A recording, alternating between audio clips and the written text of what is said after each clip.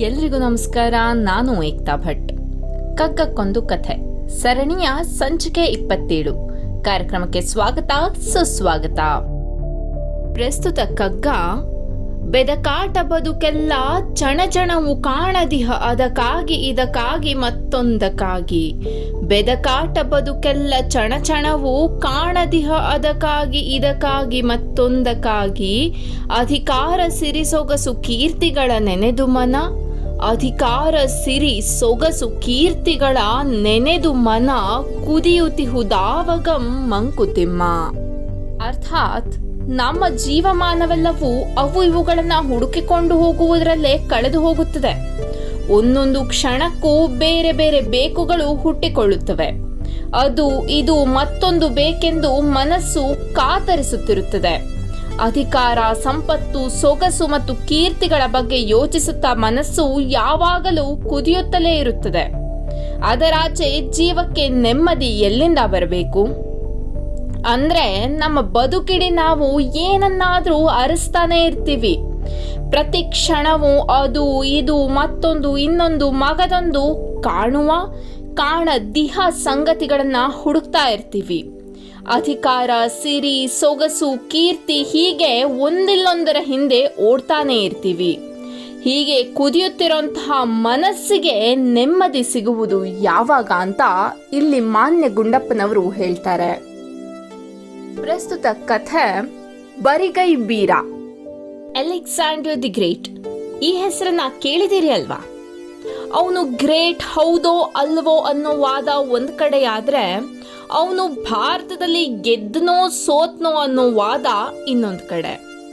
ಆದ್ರೆ ಈ ಮಹಾನುಭಾವ ಮಹತ್ವಾಕಾಂಕ್ಷಿ ಅನ್ನೋದಂತೂ ಸುಳ್ಳಲ್ಲ. ಆತನ ಬದುಕಿಂದ ನಾವು ಹೇಗೆ ಮುನ್ನುಗ್ಗಬೇಕು ಅನ್ನೋದನ್ನ ಕಲಿಯೋದರ ಜೊತೆಗೆ ಎಲ್ಲಿ ನಿಲ್ಲಬೇಕು ಅನ್ನೋದನ್ನು ಸಹ ಕಲಿಬೇಕು. ಮೆಸಿಡೋನಿಯಾದ ಅಲೆಕ್ಸಾಂಡರ್ನ ತಂದೆಯು ಯುದ್ಧ ಕಲಾ ನಿಪುಣನಾಗಿದ್ದ. ಸೇನೆಯಲ್ಲಿ ಆಗಿನ ಕಾಲಕ್ಕೆ ಆಧುನಿಕ ಎನ್ನಬಹುದಾದ ಬದಲಾವಣೆಗಳನ್ನು ತಂದಿದ್ದ. ಹದಿಹರೆಯದ ಅಲೆಕ್ಸಾಂಡರ್ ತನ್ನ ತಂದೆಯ ಬಳಿ ತಾನೇನು ನೀಡಲಿ, ನಾನೇನನ್ನ ಗೆಲ್ಲಲಿ, ಸಂಪೂರ್ಣ ಗ್ರೀಕ್ ದೇಶವನ್ನ ನೀನಾಗಲೇ ಗೆದ್ದು ಬಿಟ್ಟಿದ್ದೀಯಾ, ನನಗೆ ಗೆಲ್ಲಲು ಇನ್ನೇನು ಉಳಿದಿದೆ ಅಂತ ಕೇಳಿದಾಗ ಅವನ ತಂದೆ ಪರ್ಷಿಯಾ ಅಂತಷ್ಟೇ ಹೇಳ್ದ. ಪರ್ಷಿಯಾಕ್ಕೆ ಸೇರಿದ ಗ್ರೀಕ್ ಜನರಿರುವ ದ್ವೀಪವನ್ನ ಗೆಲ್ಲೋದು ಸುಲಭವಾಗಿತ್ತು. ಆದ್ರೆ ಅಲೆಕ್ಸಾಂಡರ್ ಇಡೀ ಪರ್ಷಿಯಾವನ್ನೇ ಗೆಲ್ಲ ಬಯಸಿದ. ಅವನ ಸೇನಾಧಿಪತಿ ಅದು ಹೇಗೆ ಅಂತ ಕೇಳಿದಾಗ ಅವನು ಹೇಳಿದ ಒಂದೇ ಒಂದು ಮಾತು: ಪೂರ್ವಕ್ಕೆ ದಂಡೆತ್ತಿ ನಡೆಯಿರಿ. ಅದರಂತೆ ಸೈನಿಕರು ದಾಳಿ ಮಾಡ್ತಾನೆ ಪೂರ್ವದೆಡೆಗೆ ಸಾಗಿದ್ರು. ಎಲ್ಲೂ ಕೂಡ ನಿಲ್ಲಲಿಲ್ಲ. ಅವನ ಈ ಹೊಸ ಯುದ್ಧ ತಂತ್ರಗಾರಿಕೆಗೆ ಪರ್ಷಿಯಾದ ರಾಜ ಅವಕ್ಕಾಗಿ ಹೋದ. ನೋಡುತ್ತಿದ್ದಂತೆ ಇಡೀ ಪರ್ಷಿಯಾ ಅಲೆಕ್ಸಾಂಡರ್ನ ಕೈ ಕೆಳಗೆ ಬಂತು. ಆದರೆ ಅಲೆಕ್ಸಾಂಡರ್ ಅಲ್ಲಿಗೆ ನಿಲ್ಲಲಿಲ್ಲ. ದಂಡಯಾತ್ರೆಯನ್ನ ಮುಂದುವರಿಸುತ್ತಲೇ ಹೋದ. ಪೂರ್ವಕ್ಕೆ ಮುನ್ನುಗ್ಗುತ್ತಾ ನಡೆದ. ಹೀಗೆ ಸಾಗಿದ ಅಲೆಕ್ಸಾಂಡರ್ನ ಸೇನೆಗೆ ಆಹಾರ ಸರಬರಾಜು ಗೆದ್ದ ದೇಶಗಳಿಂದ ಸಿಕ್ತಿತ್ತು. ಹಾಗಾಗಿ ಆಹಾರ ಹೊತ್ತೊಯ್ಯುವ ತಲೆನೋವು ಇರಲಿಲ್ಲ. ಗೆದ್ದ ರಾಜ್ಯಗಳನ್ನೆಲ್ಲ ತನ್ನ ರಾಜ್ಯಕ್ಕೆ ವಿಲೀನ ಮಾಡ್ತಾ ಸೋತ ಸೈನಿಕರನ್ನೆಲ್ಲ ತನ್ನ ಸೇನೆಗೆ ಸೇರಿಸ್ಕೊಳ್ತಾ ಮುನ್ನುಗ್ದ.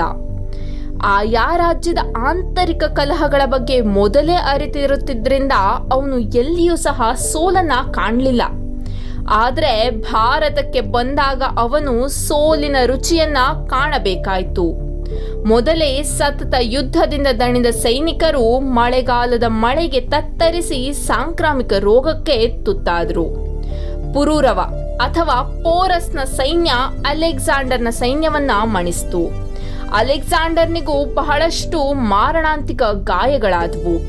ಕೊನೆಗೆ ಮನೆಗೆ ಹಿಂದಿರುಗುವಾಗ ದಾರಿ ಮಧ್ಯದಲ್ಲೇ ಅಲೆಕ್ಸಾಂಡರ್ ದಿ ಗ್ರೇಟ್ ಕೊನೆಯುಸಿರೆಳೆದು ಬಿಟ್ಟ. ತನ್ನ ಅಂತಿಮ ಕ್ಷಣಗಳಲ್ಲಿ ಅಲೆಕ್ಸಾಂಡರ್ ತನ್ನ ಜೊತೆಗಾರರಿಗೆ ಹೇಳಿದ: ನನ್ನನ್ನು ಮಣ್ಣು ಮಾಡುವಾಗ ನನ್ನ ಕೈಗಳನ್ನ ಶವಪೆಟ್ಟಿಗೆಯ ಹೊರಗೆ ಇರಿಸಿ. ಇಡೀ ಜಗತ್ತಿಗೆ ತಿಳಿಯಲಿ, ಜಗತ್ತನ್ನೇ ಗೆಲ್ಲ ಹೊರಟವ ಸಾಯುವಾಗ ಏನನ್ನೂ ಕೊಂಡೊಯ್ಯಲಿಲ್ಲ ಅಂತ.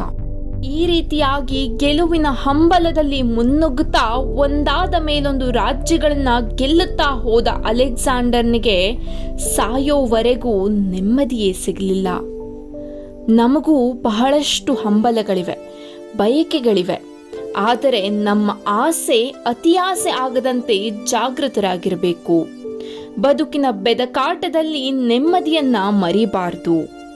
ಬಯಕೆ ಇರೋದು ತಪ್ಪಲ್ಲ, ಆದರೆ ಅದು ನಮ್ಮ ಬಾಳನ್ನ ಬಲಿ ತೆಗೆದುಕೊಳ್ಬಾರ್ದು. ನಮ್ಮ ಆಕಾಂಕ್ಷೆಗಳಿಗೆ ಕಡಿವಾಣ ಹಾಕೋದು ನಮ್ಮ ಕೈಯಲ್ಲೇ ಇದೆ. ಆ ನಿಟ್ಟಿನಲ್ಲಿ ಒಂದಿಷ್ಟು ಸಣ್ಣ ಪುಟ್ಟ ಪ್ರಯತ್ನವನ್ನಾದರೂ ಮಾಡೋಣ. ಇರುವಷ್ಟರಲ್ಲಿ ಸಂತೃಪ್ತರಾಗಿರುವುದರೆಡೆಗೆ ನಮ್ಮ ಚಿತ್ತ ಹರಿಸೋಣ.